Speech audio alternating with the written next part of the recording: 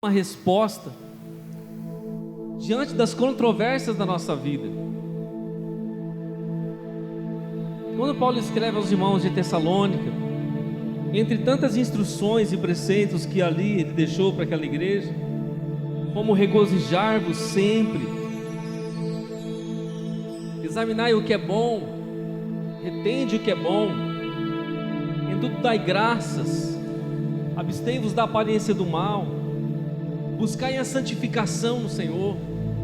Entre tantas coisas que ele falou, ele disse: orai sem cessar. Eu quero falar um pouquinho sobre isso, porque o Salmo 91 fala de um lugar, irmão, de habitação. Esse lugar de habitação, habitação do Altíssimo, lugar de proteção, de refúgio, onde todo mal assola, porém aquele que está refugiado, aquela que está refugiada naquele ambiente, jamais pode ser contraditado, pois está debaixo das asas do Altíssimo, e ali o Senhor se coloca como essa grande águia, que abre as suas asas e coloca os seus filhotes debaixo, sendo um protetor, sendo um guardador, um abençoador. Essa é a posição em que Deus nos coloca, debaixo da sua providência, do seu cuidado. Mas tudo isso vai acontecer em nossas vidas a partir do momento que nós estamos debaixo dessa oração, desse contato, desse convívio com Deus, porque esse é um ambiente do Espírito, irmão. Esse é um ambiente espiritual, e eu só posso acessar esse lugar, eu só posso estar nesse ambiente se for através da intimidade da oração. E o Senhor me trouxe nessa noite a falar isso para os irmãos. A nossa oração deve ser a chave que abre a porta do dia quando nós acordamos. A oração é a chave que abre a porta do dia quando você amanhece. Você vai vivê-lo todos os períodos, mas a mesma oração é a chave que fecha a porta à noite, quando você se refugia no seu quarto, quando você vai descansar. E é dentro desse ambiente de refúgio que nós encontramos as respostas. É dentro desse ambiente de refúgio que nós encontramos a providência, a proteção e a bênção do Senhor sobre as nossas vidas. Alguém disse a seguinte frase: um homem que não ora, ou uma mulher que não ora, é um homem perigoso, é uma mulher perigosa, pois os seus únicos ideais voltam-se para si mesmo. Ou seja, um homem ou uma mulher que não ora, ele se torna um ser egoísta, egocêntrico, porque ele olha só para si. Irmãos, quando Jesus nos ensina a oração, o esboço, o cerne, o esqueleto da oração, nós temos orado muito nesses dias pelos nossos irmãos, os irmãos que estão enfermos. Eu estou vendo a irmã Sandra aqui hoje, glória a Deus, já está bem. Nós temos orado muito, irmão, pelos irmãos que estão enfermos, pelos casais, pelas famílias. Temos dobrado nossos joelhos aqui incansavelmente em casa. Nós temos entendido em Deus que esse é o único caminho, irmão. Esse é o único caminho. Se eu e você não orarmos, se nós não nos voltarmos para esse lugar, irmão, nos tornaremos pessoas perigosas. Mas perigosas em que sentido, pastor? Nos voltaremos só para nós mesmos, olharemos só para o nosso umbigo, não veremos a necessidade do outro, não olharemos para a dificuldade do outro, não nos colocaremos no lugar do outro. Eu me lembro do samaritano, Jesus se colocando na condição, quando viu aquele homem rendido, prostrado, e ali ele dá o exemplo máximo de aquele samaritano parou, deixou os seus afazeres de lado, deixou a sua vida por um tempo, dispensou da sua riqueza, dispensou do seu óleo, do seu azeite, do seu tempo, do seu amor, para abraçar aquele moribundo que estava ao caminho, à beira do caminho. Que nós não possamos, querido, deixar esse tempo precioso, mais precioso de lado, menosprezando a Deus, mas que nós possamos voltar a nossa vida para este propósito, nós quisermos de fato entendermos a vontade de Deus. O apóstolo João, sua primeira carta, no capítulo 5, ele fala sobre a oração, e ele fala que nós devemos orar para entender e buscar e compreender a vontade de Deus, Porque muitas vezes, amados, nós patinamos em nossa vida, estamos buscando o nosso próprio caminho, ou tentando satisfazer a nossa própria vontade, o próprio desejo. Irmão, a porta que você precisa já está aberta, a bênção que você necessita já está disponível, mas às vezes nós queremos agarrá-las com a nossa mão mesmo, irmão, física. Mas essas coisas estão num outro nível. Às vezes, irmão, nós nos enfrentamos ou nos encontramos diante de guerras espirituais. Eu contava para um irmão nessa semana que tive uma visão em uma dessas noites eu estava diante de uma guerra. Era um soldado, estava cheio de uma roupa do exército, com aquelas granadas e com balas aqui, aquele amarril de bala, aqueles cordões de bala. Eu estava num campo aberto e havia bala correndo para todo lado, irmão, um exército inimigo vindo, furioso. E do meu lado tinha um soldado gigante, de uns 3 metros aqui, mais ou menos lá na altura do teto, do meu lado. Tudo enorme, a sua arma, a sua estrutura. Nós estávamos diante do fogo cruzado. E naquela correria de guerra e bomba explodindo para cá, homens morrendo, as balas passando, mas nenhuma atingia. E nós nos refugiamos em um lugar, em um quarto, entramos por uma porta, e eu me refugiei no canto do quarto, e ele ficou próximo à porta, combatendo aqueles soldados. Esse grande homem, creio ser um anjo, creio ser um ser espiritual. Eu me via naquele canto, com um certo temor por conta de toda aquela situação, e olhava para a parede na minha frente, a porta lá no canto, ele atirando, combatendo o inimigo. E eu ficava pensando comigo na visão, dizendo: Senhor, precisamos de uma saída, e só havia a única porta de entrada e saída. E quando aquele pensamento passou na minha mente, olhando para a parede começou a clarear, irmão, de dentro para fora. Ela começou a clarear, de repente ela explodiu, e uma grande porta se abriu. O Senhor disse: essa é a porta da vitória, essa é a porta do livramento, essa é a porta da bênção, essa é a porta do escape. Irmão, significa que eu e você estamos em guerra diante do mundo espiritual, mas significa que diante dessa guerra diária, o Senhor nos dá a vitória. A porta é aberta sem o poder de balas humanas, sem o poder de mãos humanas, mas o próprio Deus abre a porta e nos dá a vitória na sua presença. Mas que lugar que nós estamos? Qual é o ambiente que nós estamos caminhando? É apenas do campo da nossa própria humanidade, onde nós poderemos nos tornar egoístas por viver só nossa própria vida? Esse é um homem perigoso, irmão, uma mulher perigosa, que não ora, que não busca a Deus, se torna uma pessoa que se volta só para si mesmo. A Bíblia diz: orai sem cessar. Como é isso? Como é orar sem cessar? Eu tenho que ficar o tempo todo orando? Eu tenho que ficar o tempo todo de joelho? Orai sem cessar, em casa, lavando a louça, lavando a roupa, no carro, na bicicleta, na moto, no ônibus, indo ao trabalho, voltando do trabalho, no trabalho, cultivando o espírito de adoração na presença de Deus. Orar sem cessar, ter momentos intensos com Deus em qualquer lugar, quando nossa vida está voltada para Ele, na sua presença, em todo lugar. Orar sem cessar é viver num estado contínuo de comunhão com Deus. É num estado contínuo de comunhão com Deus. Efésios 6,18, o apóstolo Paulo diz: com toda oração e súplica, orando em todo tempo no Espírito, e para isto vigiando com toda perseverança e súplica por todos os santos. Nós oramos não só por nós mesmos, oramos por todos os santos. Os santos são a igreja, são os santos irmãos, os que foram lavados pelo sangue de Jesus, os que foram salvos pelo sacrifício do Cordeiro, os que foram resgatados e salvos, que nós devemos orar com toda oração, todo tipo de oração, irmão. Nós oramos para que Deus cure, nós oramos para que Deus liberte, nós oramos para que Deus livre do mal, para que Deus livre das tentações, Nós oramos para que Deus abra a porta, faça um milagre, opere a sua vontade com toda a oração e com toda a súplica. Muitas vezes nós suplicamos diante de circunstância.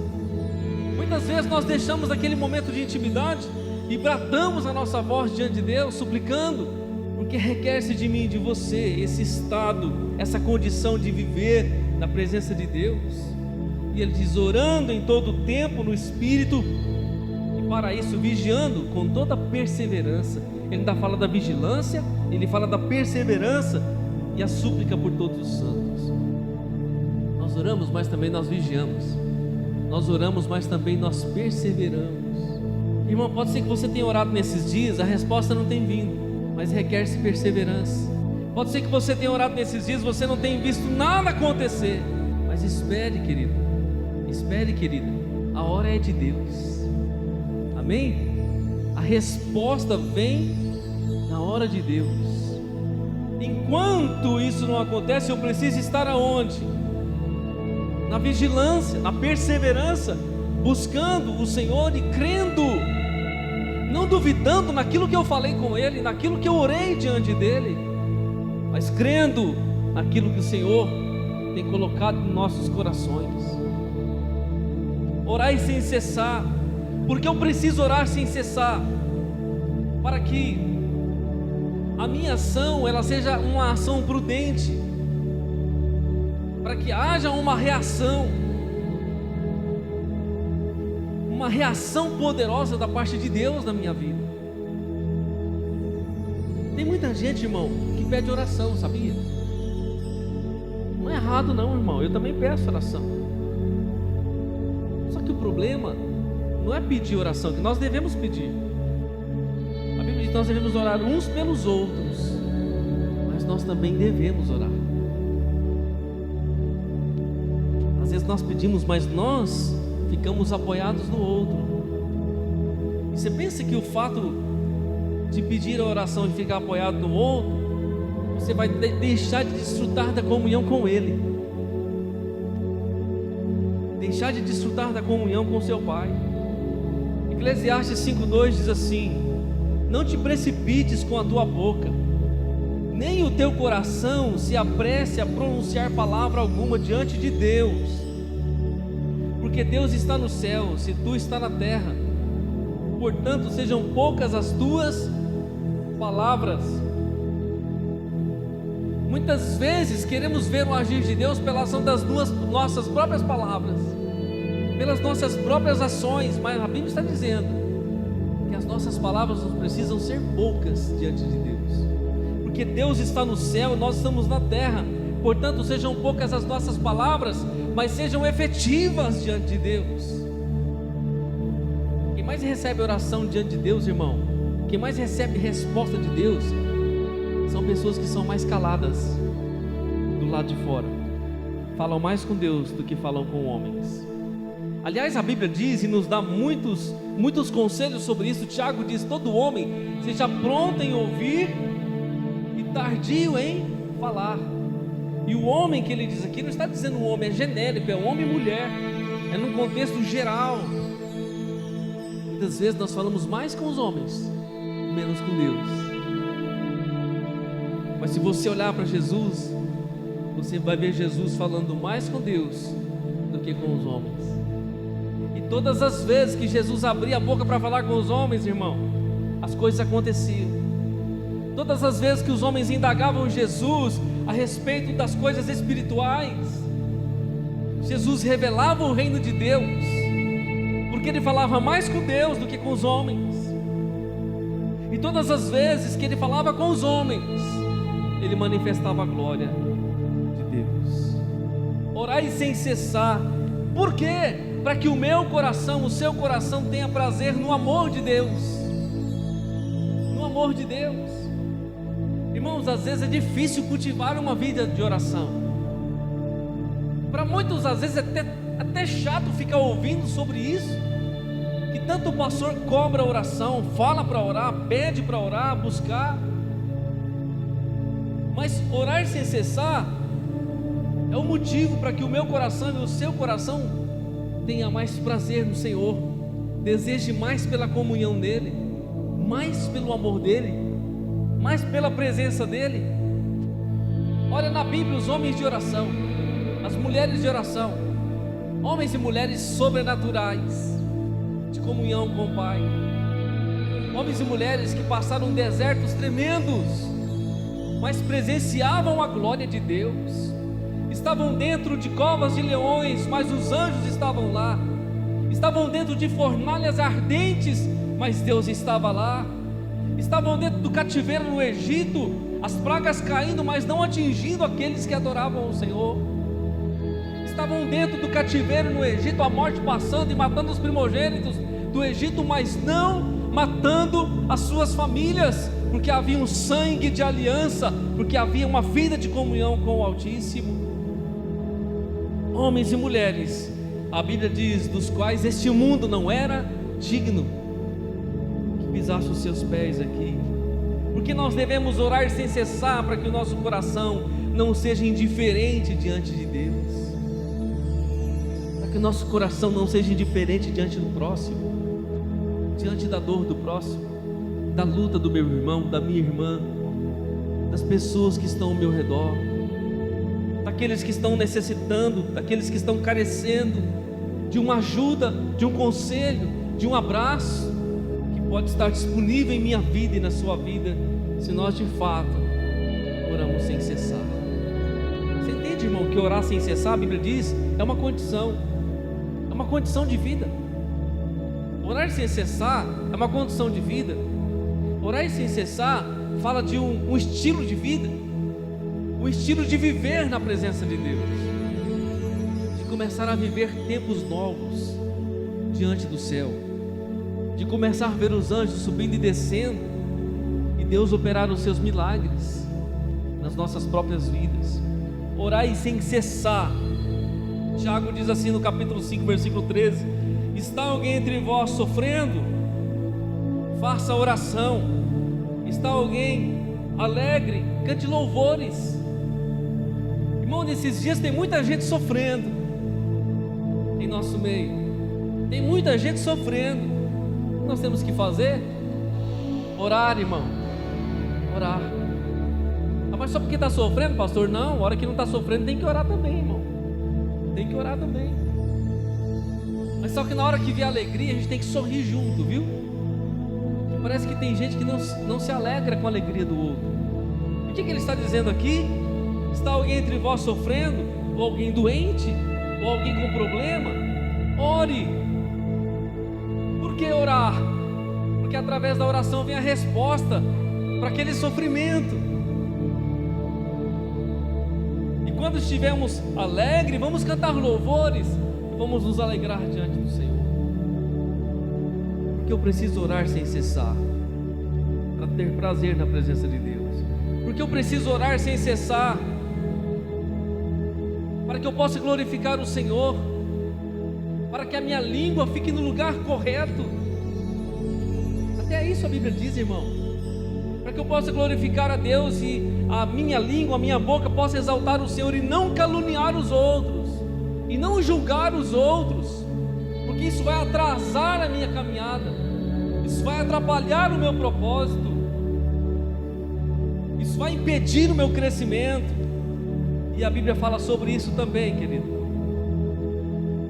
para que a minha mente esteja no Senhor, para que o meu propósito esteja no Senhor e eu esteja em construção correta. Êxodo capítulo 15, versículo 24 diz assim: e o povo murmurou contra Moisés, dizendo: que havemos de beber? Então Moisés clamou ao Senhor, e o Senhor lhe mostrou uma árvore, e lançou a Moisés nas águas, e as águas se tornaram doces. Deu-lhes ali estatutos e uma ordenância, e ali os provou. O povo saiu do Egito, irmão, foram para o deserto. Moisés cumpriu o chamado dele, Moisés cumpriu o propósito dele. Deus chamou Moisés para tirar o povo do Egito e levar para o deserto. Ah, mas havia uma terra prometida, sim, mas quem entrou com o povo na terra prometida foi Josué. Moisés cumpriu o propósito dele, e nesse dia, após sair do Egito, eles caminharam seco o deserto, não tinha água, Deus não tinha provido água, a sua água tinha acabado. A água que estava lá nas suas vasilhas, ali naquele reservatório, já tinha acabado. Eles se viram em secura. Quando eles encontraram uma água, irmão, eles encontraram água amarga, uma água venenosa no deserto. E eles murmuraram contra Deus, murmuraram contra Moisés, e disseram: o que nós vamos beber? Moisés clamou a Deus. Diante da crise nós clamamos a Deus. Deus deu uma instrução para Moisés: Moisés, pega um lenho, joga na água, e a água se tornou doce, potável. Aquele lenho, irmão, já simbolizava a cruz de Jesus, que purifica as nossas vidas, que purifica aquilo que está amargo, aquilo que é venenoso, que traz vida. Moisés jogou o lenho na água, a água se tornou doce e eles beberam. Mas a Bíblia diz que naquele dia Deus provou aquele povo, estava provando os seus corações, para ver se eles confiavam no Senhor. Irmãos, muitas vezes somos provados, sabia? A prova vem de Deus, não vem do diabo não, irmão. É Deus que prova o nosso coração, é Deus que prova. E muitas vezes pode sair da nossa boca coisas amargas. O problema é que não era a água que estava amarga, o que estava amargo era o coração daquele povo. É muita gente amarga, irmão, porque a boca fala do que o coração está cheio. E o que eles falaram diante das águas amargas? Eles murmuraram, eles reclamaram contra Deus. Eles tinham acabado de sair do Egito, da escravidão, acabaram de receber a libertação, e estavam murmurando diante do Senhor. Mas por um momento de prova, por um momento de teste, e Deus muitas vezes permite isso, irmão. Abre a sua Bíblia em Deuteronômio no capítulo 8. Deixa eu ler esse texto para você. Deuteronômio capítulo 8. Olha só o que a palavra de Deus diz aqui: todos os mandamentos que hoje vos ordeno guardareis para os fazer, para que vivais e vos multipliqueis, e entreis e possuais a terra que o Senhor jurou a vossos pais. E te lembrarás de todo o caminho pelo qual o Senhor teu Deus te guiou no deserto estes 40 anos, para te humilhar e para te provar, e para saber o que estava no seu coração, se guardarias os seus mandamentos ou não. E te humilhou e te deixou ter fome, e te sustentou com o maná que tu não conheceste, nem os teus pais o conheceram, para te dar a entender que o homem não viverá só de pão, mas de tudo que sai da boca do Senhor viverá o homem. Nunca se envelheceu a tua veste sobre ti, nem se inchou o teu pé nestes 40 anos. Confessa, pois, agora no teu coração que, como um homem castiga seu filho, assim castiga o Senhor teu Deus. Irmão, quando nós lemos esse texto, nós vamos ver Deus dizendo: todos os mandamentos que eu deixei para você, você precisa guardar, praticar, para que você viva. Viver a palavra de Deus significa termos vida. Agora o próprio Deus disse: lembra de todo o caminho pelo qual o Senhor teu Deus te guiou no deserto. Mesmo no deserto da nossa vida, nós somos guiados por Deus. Mesmo no deserto da nossa vida, nós somos conduzidos pelo Senhor. Ele diz no versículo 2: te guiou no deserto esses 40 anos para te humilhar. Aí você pode dizer assim: mas pastor, mas Deus humilha? Deus humilha?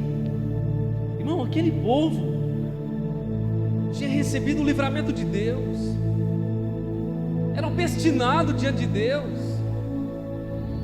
Deus estava tratando com o seu caráter, Deus estava tratando na sua vida. Irmão, você sabe o que é humilhar aqui? Essa palavra humilhar não é vou jogar você no pó e pisar em cima de você. Não é isso que Deus estava fazendo com o povo. Humilhar, o original dessa palavra dá a ideia de trazer humildade, é de nos fazer humildes, porque havia soberba no coração, havia arrogância no coração, e esse é um contexto de dependência de Deus.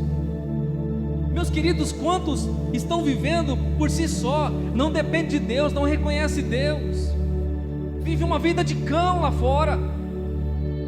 Mas se nós estamos humildes diante dele, a providência vem dele, a bênção vem dele, o favor vem dele, a proteção vem dele, a graça vem dele, a vida vem dele. Aleluias. Deus disse: eu te humilhei, eu provei você. Por que isso? Vamos ler o texto.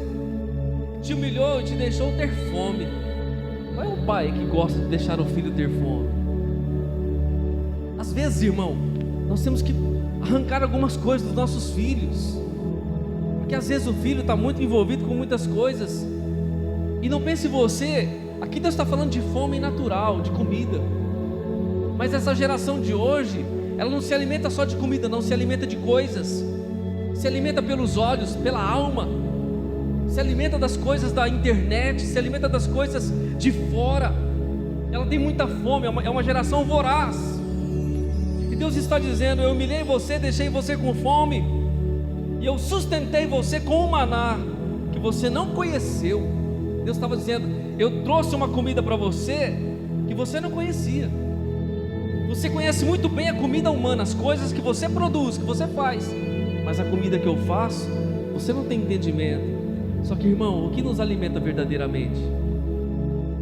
O Senhor disse: eu te alimentei, te sustentei com o maná que tu não conheceste, nem os teus pais o conheceram, para te dar a entender que o homem não viverá só de pão, mas de tudo que sai da boca do Senhor viverá o homem. Sabe por que muitas vezes nós somos provados? Nós não entendemos. Para a gente mesmo, irmão, declarar com a nossa boca. Por que nós somos provados muitas vezes? O que ele está dizendo aí? Para te dar a entender. Não é para Deus entender, irmão. O que você está passando, Ele vai fazer você entender que você não vive só de pão, que você não vive só por você mesmo, que você não vive só na sua condição mesma. É para você entender. Não adianta eu falar, não adianta Deus falar, não adianta ninguém falar. Você precisa entender. E a prova serve para isso, irmão, para a gente mesmo entender. Porque só quem passa que sabe. Para te dar a entender que você não viverá só de pão, mas de toda a palavra que sai da boca de Deus. O diabo tentou Jesus no deserto, não tentou? Falou: se tu és o filho de Deus, manda que essas pedras aí se transformem em pão. Tu não és o filho de Deus? Tu pode fazer, Jesus, uma padaria aqui agora, tu pode fazer. E Jesus poderia, irmão.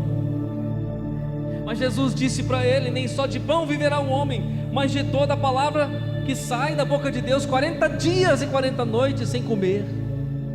Onde que Jesus estava se alimentando? Se alimentando da palavra que sai da boca de Deus. Irmão, se nós nos alimentarmos da palavra que sai da boca de Deus, o pão que nós precisamos virá sobre as nossas vidas. Se nós nos alimentarmos da palavra que sai da boca de Deus, a cura virá sobre a nossa casa. Se nós nos alimentarmos da palavra que sai da boca de Deus, a nossa necessidade será suprida.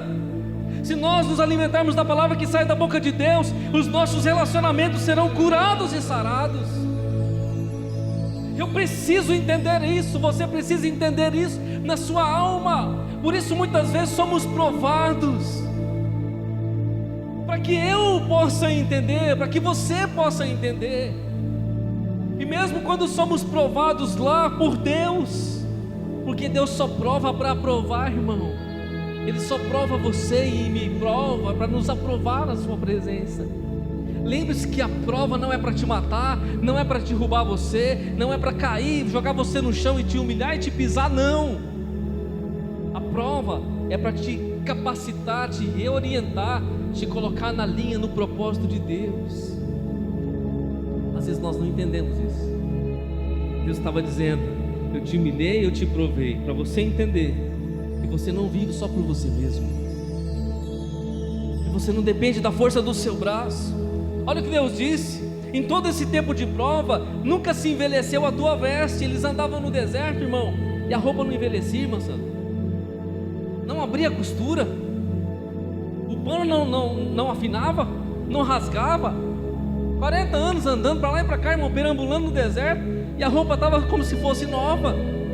As tuas vestes não se envelheceram, sobre ti não se inchou o teu pé nesses 40 anos. Olha a providência de Deus. Ele diz: confessa, pois, no teu coração, porque você precisa entender, confessa no teu coração, que assim como o homem castiga o seu filho, assim o Senhor castiga, o Senhor teu Deus te castiga. Mas pare, não pense nesse castigo como um castigo que mata, um castigo que judia. Não é nesse sentido. Esse é um tratamento de Deus, para que haja cura, irmão. É como a gente sempre diz, para uma ferida ser curada, ela precisa ser mexida, porque você precisa mexer, você precisa tocar, você precisa arrancar aquela pele morta que está por cima, para que possa sarar. E qual é o ambiente que nós vamos encontrar essa resposta?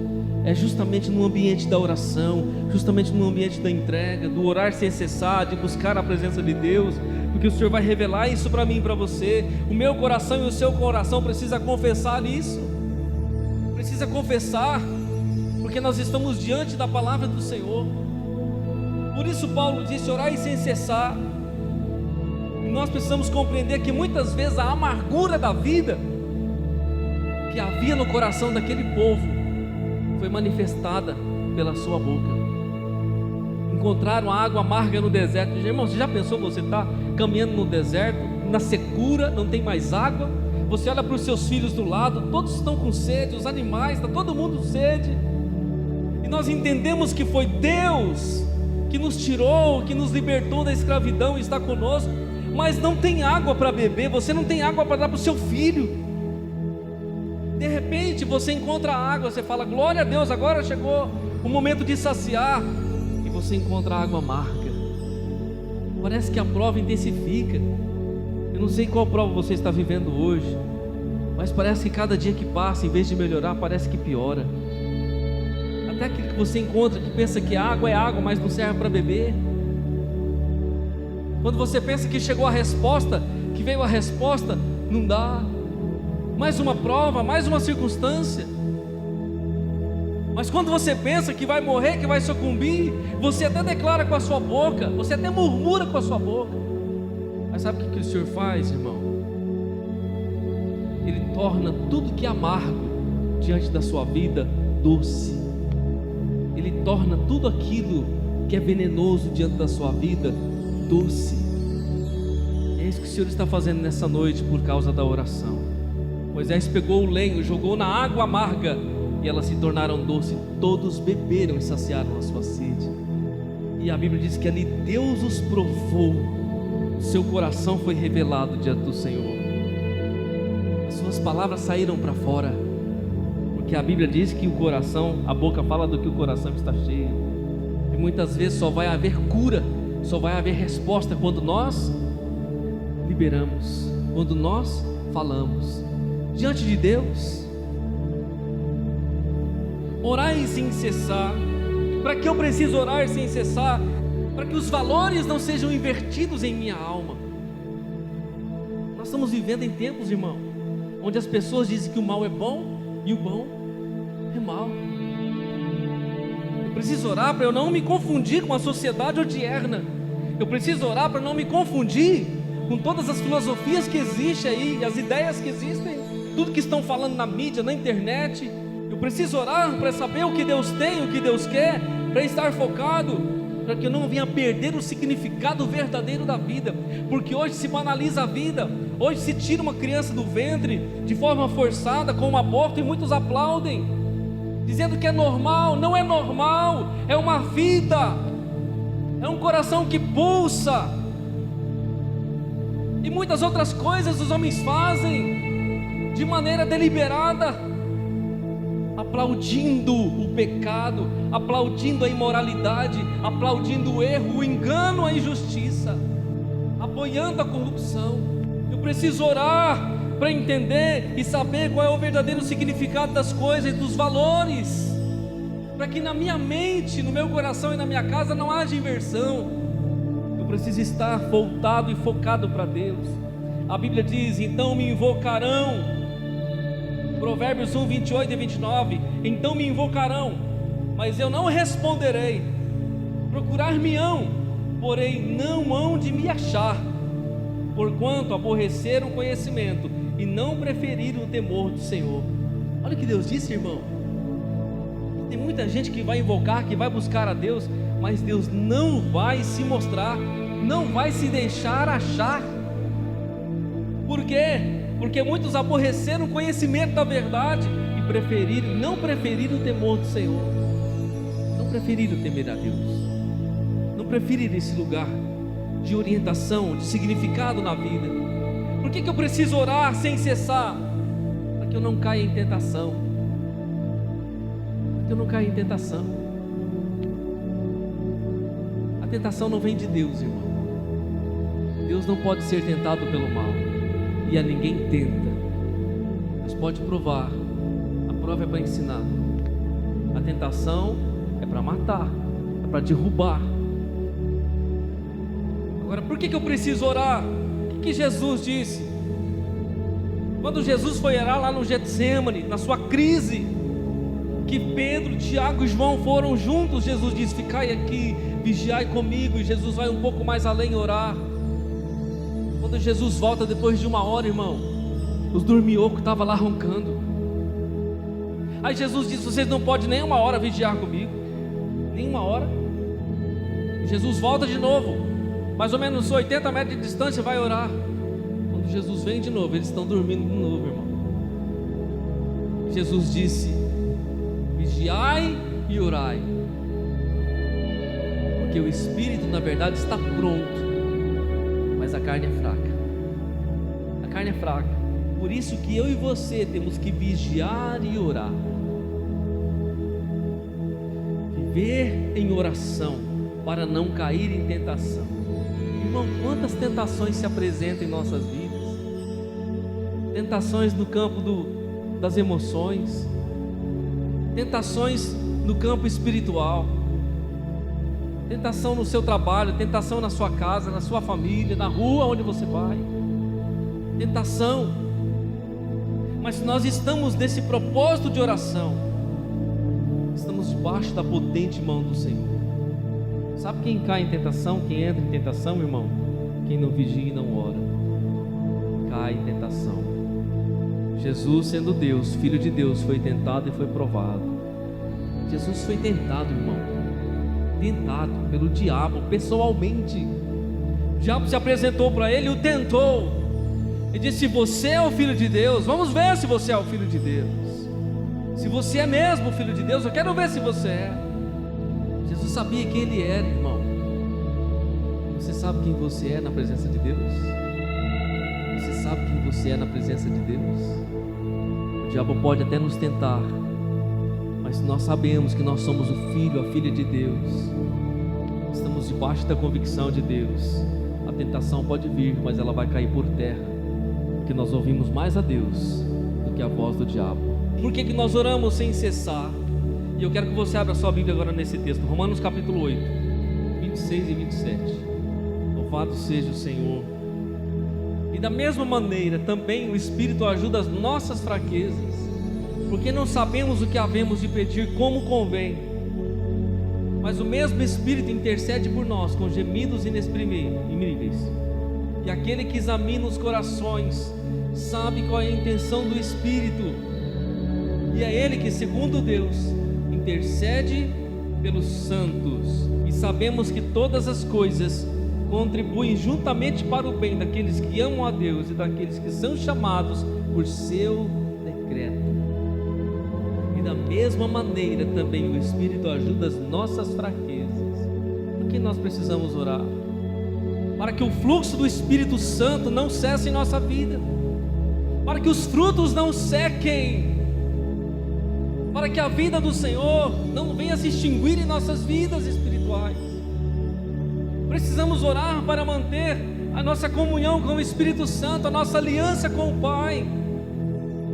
Por isso precisamos orar sem cessar, porque o Espírito Santo ajuda as nossas fraquezas.